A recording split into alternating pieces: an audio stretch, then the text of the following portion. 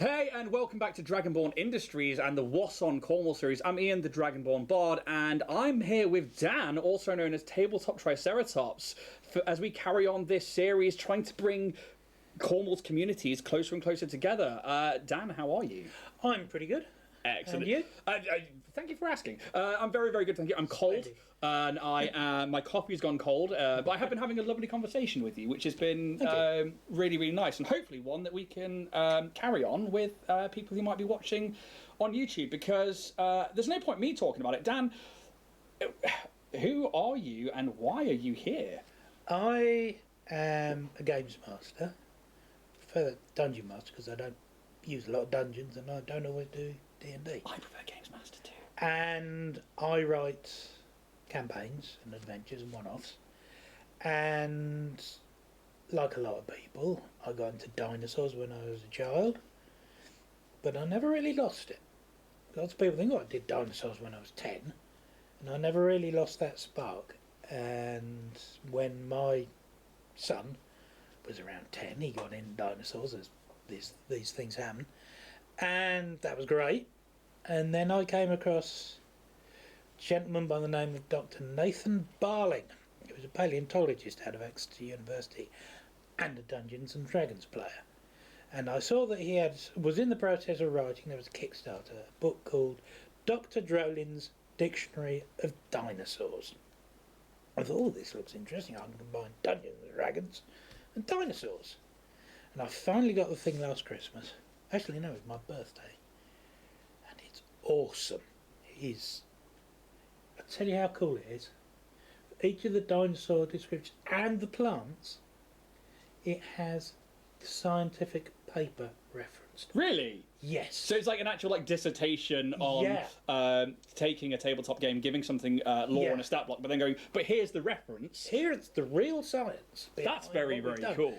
And they've got, because there's a team of them, have got environments. So the environment where you've got Spinosaurus and Charodontosaurus and one of the Titanosaurs is all laid out with the plants and the geology and the climate and whatever. And I just thought, oh man, this is so good. And did that tie into what you were doing as a GM at that point? Because obviously, having chatted to you, you have this love for history and for paleontology and for reenactment. And obviously getting a Kickstarter like that then leads into the fact that you run games, and a lot of homebrew games rather than adventure games.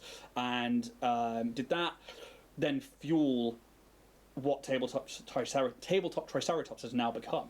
Yes, I think so. I think part of the point was I got the book, and I was so excited, I just basically sat down and started writing a campaign. And people loved it. And I thought I can write another one, and I'm part way through writing the second. And the people at Wizards and Warlords in Truro, Pizza Happy Piranha, on a Friday night, thought, oh, this is great. I had a set of players who thought, oh, he's running a game. It's got dinosaurs in. Can't be bad. And so that was, I'd run a number of campaigns before that people had enjoyed.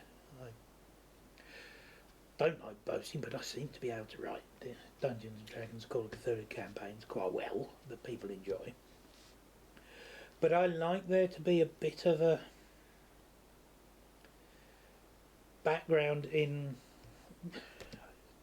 historical reality. I'm trying not to say I want them to be educational, because that makes it sound like one of those toys you got from the early learning centre. You got this for Christmas from Auntie Mabel and you thought, cheers. Well, so you say that, and actually it's an interesting point to pull on, because we do tie certain words with going, oh, well, I don't want to do that. And when you do say educational, a lot of the time you're like, oh, no. And like maybe like our kids, or maybe certainly when I was younger, I would do the same thing. But then we did an interview with a lady called Lauren from her own channel called Lauren Makes Videos, and she's making a Tudor referenced D&D campaign, which is then going to become an agnostic campaign based around Anne Boleyn. And she took history and watched a period of history that she loves, and then went, how can I turn this into D&D characters, into classes, into I will point you in the way of the video afterwards because and she will love what you're doing. But actually, you say educational. No, she's actually from London, in the London district. But she's a friend of mine through another streaming channel and her own channel, and they were down visiting her and her partner, and she had the same thing where she's like, I don't want it to be educational because we look at education and we go, but actually, if we can take something that you love and you're passionate for, and then include that in your games, it's not that it's being educational to other people. You're actually just being passionate in what you love and what you do. Yeah. So I think because you, as a GM, obviously, like, I do some work with Happy Piranha freelancing in terms of, like, we do the live shows there and we do a few of the D&D nights. But obviously, you've been at Wizards and Warlords there for a good while now. I've been running games and running campaigns, and people can find Dan at Wizards and Warlords, but now trying to branch out and do also, like, your own campaigns and become, you know, trying to get around more places to bring more games to more people, which is actually why you're here today. And partly, I mean, I've written these campaigns. They're sat in notebooks on my bookshelf. Yeah. If I can run them again, I'm getting twice as... Well, exactly. And so, actually, there's a thread that I might pull on. So are you hoping to lead that towards maybe drive-through RPG or to putting them online or making them published campaigns? It's not something that's in the front of my mind at the moment. I am aware that sometimes this happens. I was chatting on email with one of the Paladin leads at Chaosium, and I said, this is what I want to do, and he said, well, once you've written it, can we have a look? Yeah. It didn't get written because the spark wasn't there, but I think I might be going back to it. And I think that's important to, like, recognise when it's not there and don't just force it through, because it's something actually I want to pull on later on, is about writing your own adventure. But actually, if you get to the point where you're burnt out or you're frustrated or that spark isn't there, just put it down for a bit. It's a lovely game. Paladin is a lovely game. The book is a lovely item. It's got gold leaf around it. It is a beautiful work, and it just wasn't there for me. It didn't do quite what I wanted. That's a shame. Unlike Drolin's, which I read and I thought, where have these people been my whole life? There's a new book 2 called Professor Primula's something of paleontology, which will come out next year or the year after, kickstarting next year, which I will contribute to because I want to pre-order it so I make sure I get my own copy. Yeah, I love Kickstarter for that. I'm addicted to Kickstarter. Yeah. It's, even the big companies like Steamforged Games who have the money and they're like, no, you know what? We'll do it on Kickstarter so that backers can be like, no, we want to... And they don't have to risk banks. They don't have to risk loans. They don't have to risk anything. I think Kickstarter's amazing.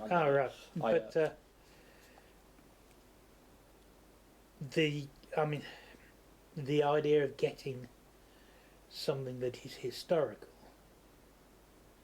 whether it's historical or prehistorical, I just find... Because we think of the world as being pretty mundane, but when you sort of go hunting down little alleyways, you find all sorts of interesting little things, which in real life might not be particularly useful. But when writing these things, you think, oh, that is brilliant. Well, and I'm inclined to agree, because I think we were chatting about this earlier. I came to hobbies really late. I put it off for years, and then in 2017, I finally hit Starfinder. I was like, oh my god, why have I put this off? And then I started writing campaigns, and like you, and this is a conversation we had before, and actually I'm going to pull on it a bit as well, is I prefer to write my own campaigns than to pull from a pre-written module, because, and I will let you explain why, because I agree with you. If some choice or changes, you know that you can change it. I mean, I have used a couple of pre-written modules, and if they deviate, the players deviate, because they do, because they're players. Yeah. Sometimes you don't know what the writer had in mind, and so you think, right, what do I do now? Yeah, it can stop you. Whereas, if you've written everything, even if it's based on history, you've got all that information. So you think, right, I'd had them going down that lane, and they've decided to go off here, but I know what's going on down here. Nice use of my map, by the way. I love it. This map has been on the table for like 8 weeks. I mean, I know this is primarily Dungeons and Dragons, but I was running something I'd written set in 1920s France, in Paris. And I actually did use a pre-written adventure. But one of the great things about a lot of the Cthulhu stuff is they don't say these are the encounters and this is what happens. They say this is what's going on, these are the people involved, and this is what happens if it goes horribly wrong. Yeah. And that's it. And you as the ref have got a pretty good idea of what's going on. I used it and it worked, but I probably wouldn't in future use pre-written adventures as such. Yeah, which leads into the writing your own campaigns, which is what you do. Yeah. And I mean, I completely agree with you. I think I picked up a few pre-written module books, and I mostly use them as, I like this little encounter, and I like the idea of this. How can I take that, reskin it, and put it into, what is essentially my own world? Yeah. And I adore world building. I adore then creating the campaign and writing everything from there. And then I find it easier to take a player's backstory and give them complete free reign, and then go, right, how can I then incorporate that and build my world up using those? Whereas with a pre-written, I go, I don't really know where that connects to, and I'm a bit like, oh, because sometimes I don't know all of the lore, especially with like Faerun and stuff like that. Which obviously we chat to Matt from Wizards and Warlords, he runs the Faerun wiki, and somebody like him knows it like the back of his hand. Me, I'm like, cool, I haven't read certain books. I've read some of the Salvatore books, haven't read certain ones, but actually, if it's my own world, you know exactly what's happening behind the scenes. I've used quite a bit of the Faerun stuff for some of the stuff I've written, and I'll be going back to it for the second half of something I'm writing at the moment. And I take what's in the books that I've read, and I use it or I don't use it. If someone were to say something like that, oh, that's not in the law, I'd say, well, it's in mine. Yeah, there's a wonderful thing years and years and years ago, I think it was issue 50-ish or thereabouts of White Dwarf, it was that long ago. And there was a great long argument about the role of women player characters in role-playing. And someone used the phrase, in a pseudo-medieval environment. Someone just ripped back, pseudo-medieval in fantasy. Yeah. You do what's cool for you. Now, And that's so a very important point, because it needs to be what's right for you. Yeah. And I think that, whereas, unfortunately, like Gygax was, these aren't for women. Their brain doesn't work that way. Whereas actually these days, half of my table are females also. They are some of the most inventive players I've got, and I'm like, we're not in that world anymore, and it needs to be accessible to everybody. And like, you must see it with Wizards and Warlords, you must see it with Happy Piranha, and over your years of gaming, because this hobby draws in people with so many different neurodivergencies, with so many different needs for escapism, that actually, if you were to sit there and go, no, not that, it doesn't work. No. I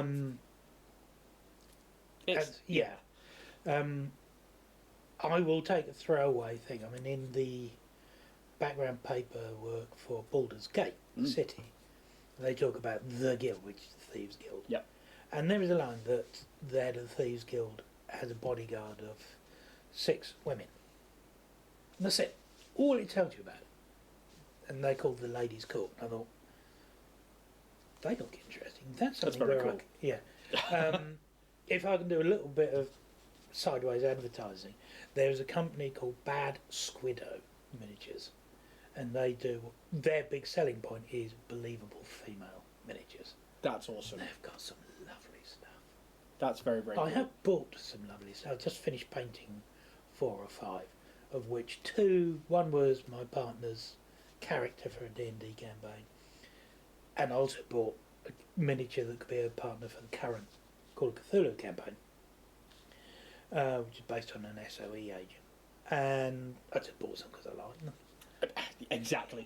We had this conversation earlier, is that like, this is like a hobby that we do, and then obviously like we either try and turn it into more things or not, and whichever level you come in at this hobby at, it's absolutely fine, but it's then justifying buying stuff for yourself, which this whole studio has become me justifying getting more stuff, whereas like actually I've been very, very fortunate, and I've been very, very lucky, and then also trying to like get other companies involved to like send us stuff to work with, and I've been very lucky, very, very, very lucky. But actually when you don't have that, but then you find people like this, and you go, oh, those minis there, like, and you go and support them. It's such a blessing, especially now compared to even 5-10 years ago, when you couldn't get access to things like this, and it was only paper tokens. You're already going, right, I'm just going to write that name on a piece of paper, and that's where it is on a hand-drawn map. Yeah. And it's the world has changed so much in terms of accessibility for getting hold of like immersive tools to add to this, which I find interesting, because obviously if this comes back to then yourself and your games, do you find that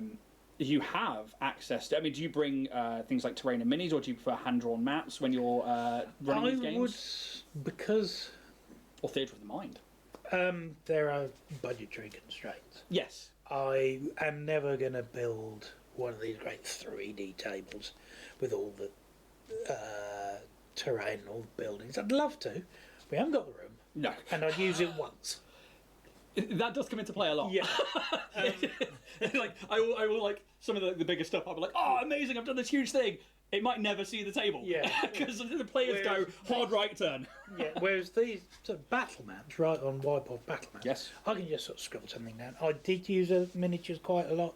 Sort of dropped out of it and done more theatre in the mind, but I still had the habit of buying the miniatures. Don't we all? Yeah. It's one of those. I might. I mean, Cthulhu doesn't really. It's got a combat system, and there are things where you might put things on boards, but it's not really set up for that. Dungeons and Dragons more so. I can remember when movement was measured in inches rather than in feet. Can I make a little groan here? Yeah, of course you can. Games Workshop is the only major British company that still uses Imperial. I wish they'd stop. You can gripe about them all you want. Like I think out of all our videos, most of us have said something about Games Workshop. It's absolutely fine. I mean, and yet he sat with a full army behind this wall. Yeah, I will actually forgive Games Workshop, even Brian Ansell, an awful lot for one thing. It's a book called The Infinite and the Divine about Necrons. Nice. And my son, who does not read novels, is on his 8th reread. So again, this is like something that I love. We're probably going to have to buy another copy because it's beginning to fall to bits. But So, isn't that incredible? Like with these hobbies, that like, because again, it's something that I've experienced. It's something that you know, I wasn't an avid reader. Like reading's a habit that you have to be in to carry on doing it. And for some people, they pick that habit up very early on and they carry it on. Yeah. Whereas for me, I was like, skim read. I think I've got the gist. I'll go from there. And very arrogant aspect to it with reading from me. But then like you find one thing that you're into and you go, oh, I'm gonna go read that, and then you end up reading a second book and a third book and a fourth book, and then I'm like, it's when you find that thing that comes in, and if Games Workshop is that for, especially for your child, then that's amazing because you know, if they're doing something like that, and it goes back to not necessarily educational, but it is so beneficial both socially and also you know, educationally for the mind. So you know, you can't fault a company that gets at least one kid reading. It's like Tyrion says. Yeah. Mine needs books like a sword needs a whetstone. Yeah. And so they get forgiven everything for that one book. But I couldn't agree more. Like Alex, who again is a member of our cast, he reads countless hours of the heresy books. He's read them all because that's his thing, and like you know, he loves to read those books. And it's like, you know what? If you've got people reading from something that started as we want to create a game, you know, up in Nottingham that you know is where I'm originally from, that you know we want to take soldiers, we want to take aliens, we want to throw them together, and we want to then create a world. And it was they are the perfect example of like exponential growth within like, you know, how do you market yourself to sell toys? Well, okay, we create lore, we make the toys, we make the paints, we do everything. You know, they sort of made it from the start. But I suppose then that let's tie back into Tabletop Triceratops and the fact that it's that passion that you have that comes from things like that and from things that like similar things. It's a bit more complicated than that. I mean, I've always had this sort of love of not so much dinosaurs. My thing was ichthyosaurs, prehistoric sea creatures. And there was a book I got. It wasn't a present. I had money. I must have been about 9 or 10. And I went into a shop. It was a second-hand bookshop primarily. We had a few new stuff and it had a few craft stuff and it had a few second-hand books. And there was a book called Prehistoric Sea Monsters, written by a chap called Augusta and illustrated by a chap called Buren. Now, anyone who is into paleontology, especially paleontological art, will know the name Buren because he was the sort of doyen of paleo arts in the 19th. I will admit, I had no clue. And I had this book, bought it with my own money, and I had this book, and it had plates that he'd painted of ichthyosaurs. I just fell in love with ichthyosaurs plesiosaurs and mosasaurs, yeah, fine, great, lovely. But it was ichthyosaurs that was my shtick. And that, as life, you grow and you become the different person and you get different interests. But that was always ticking away in my mind. Like an awful lot of people. I mean, which is why you have things like Walking with Dinosaurs. There's a new series coming out in the next year. There is. These things are popular, so grown-ups think, oh, I was always interested in dinosaurs. And then Dr. Drogan's Dictionary of Dinosaurs came across my radar, and I forget how. I was running stuff and writing stuff for Dungeons and Dragons at the time, but this came across my radar. Probably some benighted Facebook algorithm that thought, oh, right. He's mentioned dinosaurs near a microphone. Yeah. Bang! So this was fun. I bought it and loved it. And I thought, right, I can use this. Oh, I need to know a little bit more about this. And I wonder what that's all about. So my toy budget has more or less been subsumed into my dinosaur book budget at the moment. Yeah. And so I buy quite a few dinosaur books. And I was reading one by a gentleman called Naish, I think he was called, about, I think it was called Dinosaur Behaviour and the Fossils Which Show It. Oh, fair enough. It'll be interesting because we don't know that. And the first chapter he talked about how they'd found a scrape in the ground, a fossilised scrape in the ground, that was obviously theropod dinosaurs because of the size and the shape of the footprints. And it was a lek. I'm going to pretend I know what that means. A lek is where large birds, things like ptarmigan and grouse, gather and the males dance. Oh, really? As part of the mating ritual. Mating rituals. It is where the mating rituals go. And they have found a theropod, sort of T-Rex lek. That's awesome. See, right now, I'm learning something. Yeah. And this is, I think that, because I want to tangent into, like, where your love for tabletop came in. But, like, the fact that already doing this and your passion for dinosaurs, there you go. I've just learnt what a lek is. Yeah. And I think that, like,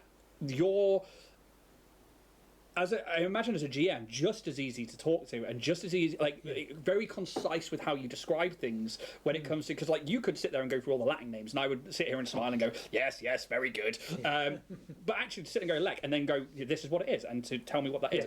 That inside of a TTRPG game must be, you're not going to forget that, which is, you know, for me as a GM or as a player, I'm like, I love that. To which end then, obviously you have this love of dinosaurs and we have this kind of like passion that shows through. Where did the love of D&D or tabletop begin for you? It's a long and convoluted story. Basically started at school, and I was at a school where they had hobbies, and I hung out with a guy who was into war games, and that's pretty much it. So what kind of war games were you into to begin with? The sort of little cardboard counters. And there was a wonderful game, and one of these days I will go and find a very old copy of it and buy it, called Imperial Governor, which was about the ancient Mediterranean around the times of the Romans. You start off as Rome or Macedonia or wherever, and you build up your little empires and you fight each other and whatever. It is a brilliant game. Was a brilliant game, and well out of print. And the other game we played was Kingmaker, which was set during the Wars of the Roses. Again, a brilliant game. That one sort of lasted. And I left that school, and I bought a whole load of board games, and I said, what am I going to do? And some friends from my original primary school said, oh, we do something not quite the same. And I vaguely knew of Dungeons and Dragons because one of the guys that played the board games, he used to subscribe to the New Musical Express, and they had an article about Dungeons and Dragons in the New Musical Express, and that would have been 40 years ago. Wow. So not long after it had first appeared. Yeah. First edition. So like first like Dragon magazines and stuff like that. Yeah. And so I knew of it, and they said, we play this. We don't actually play Dungeons and Dragons, we play RuneQuest. Okay, yeah. Because that's still a popular system. And so I played and I enjoyed it. And I bought a few games, wrote a few adventures, and ran some. So you started writing adventures there and then? Yes, I buy the game and think, this is what I want to do. Yeah. Strangely enough, the games way back when I was in my late teens, early 20s, that excited me was Star Trek by FASA Yeah. and Star Wars by West End Games. Yeah. And the great things about those is there's a whole lot. They're science fiction games, and you don't have to explain anything. Nope. Because if you're sitting down with a bunch of guys playing Star Trek, it's because they play Star Trek. Couldn't agree more. And like, so although we do Starfinder, I desperately want to do Star Wars. And like, even if it's like new Edge of the Empire and stuff like that, I'm like, when you find the players for that, you do not need to explain anything. You're like, this is this, and they go, yep, got it. Yeah. It's like, sweet, love it. Yeah. Easy GM time. Now, I currently write games that have a historical background. I dropped out. I got into reenactment, and that. And I'll bring that up in a little bit because I want to chat about reenactment. Life happened as it does, and at one point, COVID and lockdown happened, which everybody and an awful lot of people had different reactions to it. I stopped being able to read novels. Yeah. So when I get dinosaur books, I'm starting at the beginning and working my way through. I can't find it very difficult with novels now. Some people, because I'd actually set myself, I've got all this time, what am I going to do with it? I found I couldn't use it the way I wanted. But now I'm into sort of reading paleontological stuff and historical stuff that I can feed into the games I'm writing. Yeah. That I find I can do it again. I have a similar thing with, so I don't read novellas or anything like that either because I struggle to retain the information in that way. But if you give me a rule book, I will read it 4 times, I will absorb something and go, oh, you know what that will work with? That will work with this system over here. And I will take rules from games and I will start incorporating them into other games. Yeah, so like, you touched on a point there that I think people forget, especially if you're watching this and you go, oh, I really want to do this, that, and the other, and read these books and do that, but I struggle to read this. You are going to struggle to read certain aspects and topics, and that's fine. It's completely if that's not how you read and that's not how you absorb information, that's fine. There are other ways you can do that, and it's you're not alone. Yeah. I mean, if you're writing role-playing game adventures and you're setting them in some kind of historical perspective, you're not writing an academic essay. Wikipedia is fine. Exactly. and again, this is one of those things where like, of course it's fine. Like, it is a pseudo world. You are not trying to, and this is actually something, when we spoke with Lauren Makes Videos, and she was like, I originally wanted to keep it historically accurate, but I found myself coming away from that because it didn't allow for playing Dungeons and Dragons, it didn't allow for playing all these other things. It would have just been going, okay, well, how can these people survive if 6 of them get their heads cut off? It's like, so no, actually, and I couldn't agree more with you. I've written a historical campaign set in, quote, pseudo medieval or Renaissance Mediterranean era. And from day one I knew that there's stuff that didn't work. Yeah. You're going from a more or less monocultural society, different languages, but basically everyone was Catholic or Muslim. Everyone was white, to one where you've got magic using orcs. Yeah, exactly. It's like, how do you incorporate that into an historically accurate world? You don't, so therefore it's pseudo. Yeah. I mean, the best bit, is wonderful, was they were robbing a Turkish ambassador of some Christian relics that the Turkish ambassador had stolen. And they're in his house in Venice, which I've got all the plans out for. And 2 characters that dropped in were both Dragonborn, as it happens. And I thought, right, I can play with this. So the first one, young lad at the time, he would have been about 14. He's about 18 now. They're about to leg it out the window, the balustrade, at which point this young Turkish Dragonborn servant girl appears. And there's about 20 minutes of this interaction of, the guy's name is Arthur, of Arthur chatting this girl up. as it happens, it's standard tabletop and games. then legging it out the window. I'll see you later. Yep.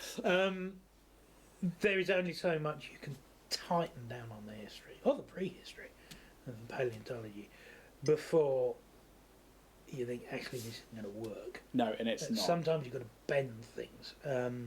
But actually, that ties into something we were chatting about before, which we should let people in on. Is like you run Call of Cthulhu, and obviously, like Cthulhu is a great game for being able to go place it on Earth in a time period. Off you go. Yeah. And you took, was it 1920s France? 1920s Paris, mainly, but France in general. Because this is one of the adventures you've written, isn't it? Yes. Please tell us more, because this is one of the things Right, actually. Literally yesterday, put my pen down and finished writing it. But, Congratulations! That's an achievement in itself. I'm halfway through running it, so they've run about half of it. And it started off. The background was the player characters, the investigators, are a bunch of people who just happen to frequent the same Montmartre cafe after dark. And the demi-monde. There's a dancer, nifty kick, and she's killed two people just by kicking them.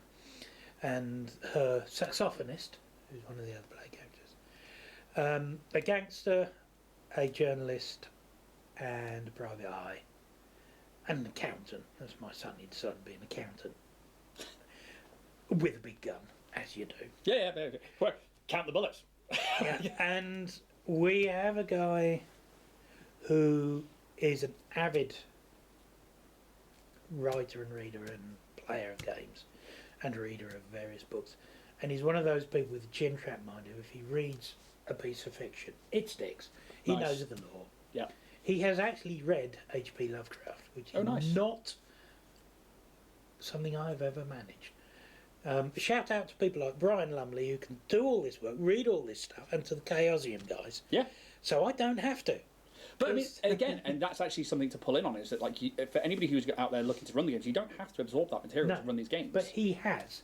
So I actually said, right, your character can actually have up to 10% Cthulhu Mythos. That's nice, because it kind of rewards the player, and it also gives you, as a GM, access to more things and lets you go, actually, let's help each other out there. Yeah. We're all built together. You as the player know what's going on here. Yeah.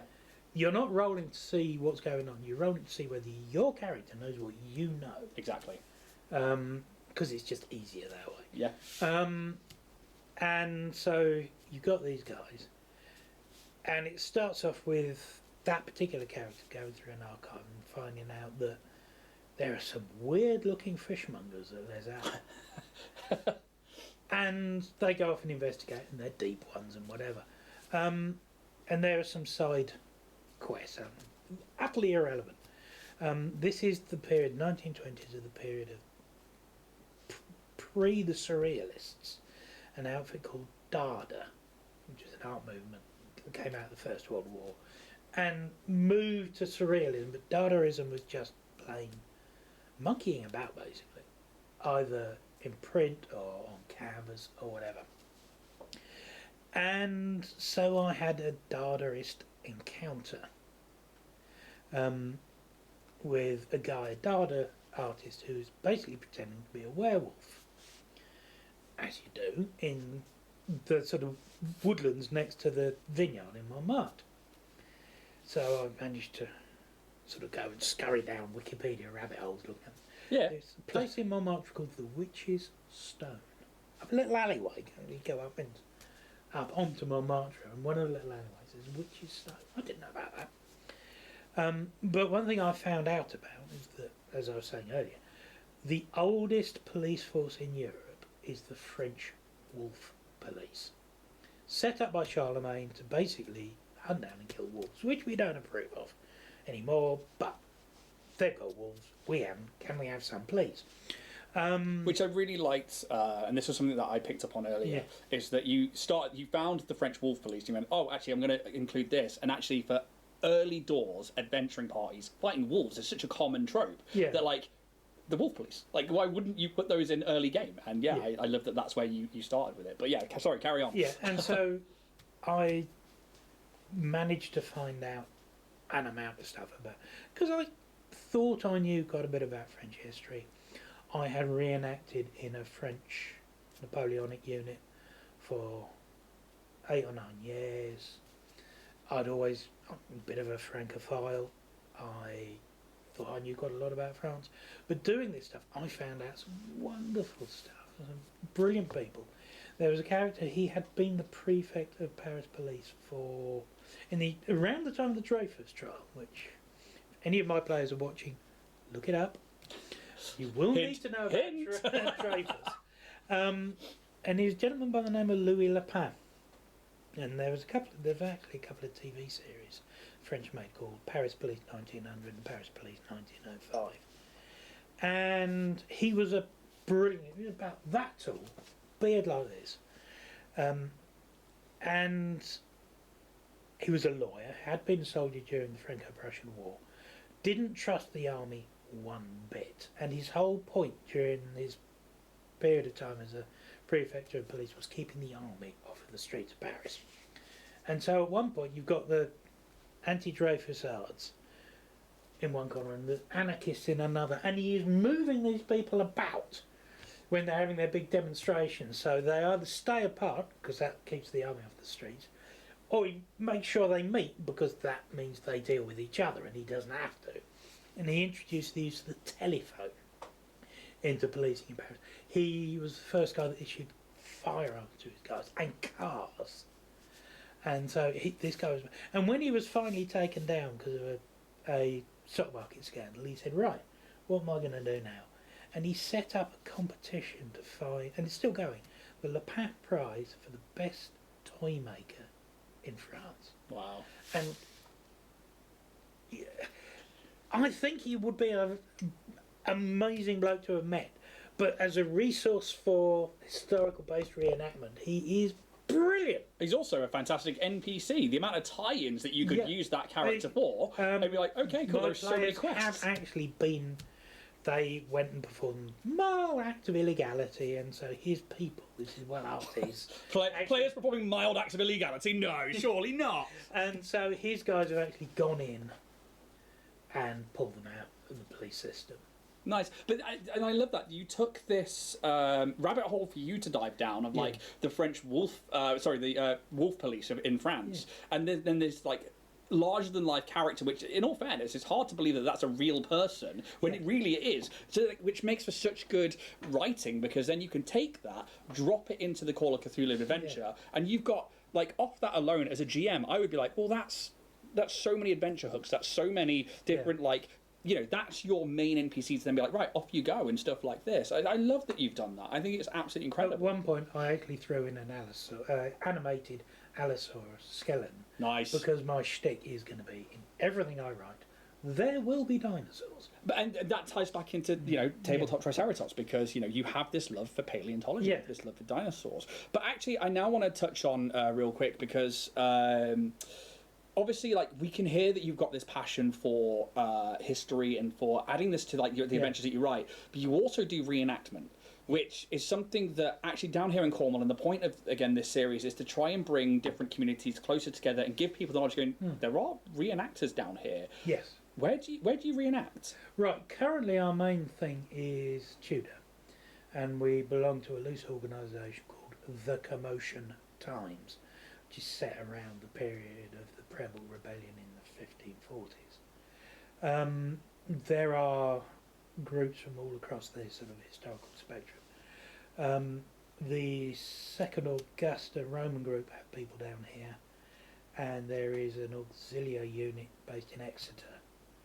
I can't remember the name of who they are. I think they're Batavians, which are Dutch. What we can do is, if they have links to any either Facebook groups or anything like that, once we come away from this today, you can send me an email with all those links, and I'll drop those into the description below on YouTube. So there are reenactors out there in Cornwall, and sort of the West Country. The main problem that reenactors have in Cornwall, and to an extent Devon, is most of the events aren't in Cornwall or Devon. No. I mean, it takes me an hour to get from home to the Cornish border. Yeah. Again, that ties into why we're doing the series, because like everybody thinks that Cornwall is a small county, but actually everything's 8 miles away. You know, we have to drive like, oh, you're luckily down the road. Yeah, like, it's not too bad. It took me half an hour to get here. Exactly. Mainly because I went wrong 3 times. I live in the middle of nowhere, and the studio's in the middle of the sticks, which is great because nobody knows where it is. But it might, if you go to the website, the address is there. But like, it is, and like we found out there's a LARP group down the road, and I had no clue. Which LARP is that? The Chaos Cake? Yes. Yeah. I had no clue about that, and like my wife is a costume designer, and there are so many people I know that do the Ren fairs and stuff. I didn't know Ren fairs were a thing down there. Exactly. There are Ren fairs in Cornwall? There you go, exactly. Wow. Yeah. So, and this is one of the things that is the reason I want to chat to people like yourselves and to people who do reenactment, people who do the Ren Fairs, people who are content creators, people who run things like the True Butterflies Foundation, who hopefully we're going to get in soon as well, who do like events in Falmouth. Hopefully get Geek Fest back in next year, 2020. next year. Hopefully all of these things start, because Cornwall isn't a small place. Everything is at least 8 miles away, so at least half an hour away. You either have to get on a bus for half an hour to 2 hours, or you have to drive. Yeah. And for people who are coming down here to be students, who are moving down here because this is where they're relocating to, and then you have these passions for these hobbies, but don't know where to go, or if you're looking for a game, that's why I want to run this One series. of the things I've noticed, because I moved down about 15, 16 years ago to be with my partner, and there are an awful lot of people who moved down to Cornwall because it is less stressful just being in Cornwall than, say, I was in Essex. Now, a lot of people, the move could be either side of the breakdown. Yeah. It wasn't for me. I know several people who it was, for whom Cornwall is a refuge. Yeah, hugely so. And to be fair, for the neurodivergent, role-playing games are somewhere where they can express themselves and be the person, be the real them, rather than the person they have to be because we live in the world that we live in. I couldn't agree with you more. I love these games because it is escapism, but it also ties into real human emotion, your real emotions. And although we come away from this game, you could have a really tense game fighting a boss where like your real emotions can be triggered or activated, but you come away from it going, that was the best thing I've ever fucking done in my life, because I got to be either the hero, I got to say things that I wouldn't have said in real life, I got to escape being me, but also got to be me in a different version of me on the I adore these games for that. And the fact that these games bring in people who maybe in their own lives can't say something, or they can't do something. The word escape is an interesting word. To escape something means you're going from where you shouldn't be to where you should be. Yeah. And so we think of escapism as a sort of getting away second from best. It isn't. No. No, I mean, there's a Robert A. Heinlein, there is always a Robert A. Heinlein book called Glory Road, which is basically a bloke who becomes the hero in his own role-playing adventure. And he ends up being, he's just an ordinary American Joe. And he answers an advert for someone who can swing a sword and fight monsters. And he does. And he does it for a while, and then he gets bored. Because actually, it's just like home. So he goes back, and then he misses where he was. Yeah. And I think the point of role-playing games is, actually, we're not in 1920s Paris. No. Or Faerun, or wherever it is. Or cities of Sigmar, or any of these places that we as hobbyists go to in our mind. But to a certain extent, those places, real or imagined, or more likely an awful lot of both, are the places we go there because we can be ourselves. Now, to an extent, with reenactment, I've met an awful lot of people, primarily in Dark Age, because that was something I did a MA project on. An awful lot of people who thought that's where they really belonged. I mean, we're not talking Scandi bros who are, I wouldn't scrape off my boot, but these are people who think, actually, this world, this 20th, 21st century world, is not one I feel comfortable in. Yeah. My comfy armchair is 10th century.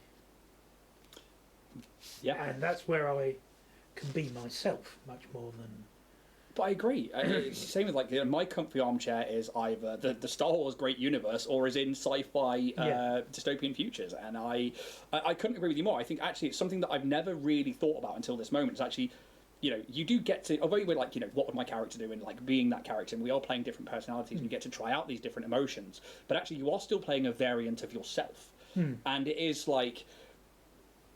I think you hit the nail on the head, and it's so perfect that, like, yes, it's escapism, but it is that comfy armchair of going, well, actually, I want to, you know, having that little spark of magic of being a wizard in Kryn and going, you know what, I just want to escape 2024, 2025, and I just want to go be a wizard in the Dragon Army.